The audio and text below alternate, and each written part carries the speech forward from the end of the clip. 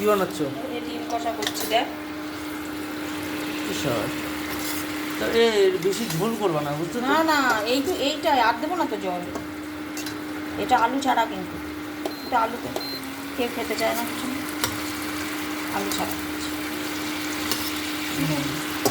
পেঁয়াজ কেটে মশলা দিয়ে শুধু মাখা কষা, আর জল দেবো না, এই দিয়ে খেয়ে নিবি। হ্যাঁ না জল দেবা না, জল দিলে একদম বেশ ভালো লাগে না। না জল দিচ্ছি না, জল ছাড়া এইটুকুই জল। হ্যাঁ ঠিক আছে। হ্যাঁ এই গরম ভাতের সঙ্গে তো ভালোই লাগবে বল। হ্যাঁ, এটা ভালো লাগে। কিন্তু এরকম না জানিস, একদিন না রাত্রিবেলা রুটি দিয়েও করবো। হ্যাঁ আচ্ছা। রুটি দিয়েও ভালো লাগবে, দেখি এই কষা দিয়ে।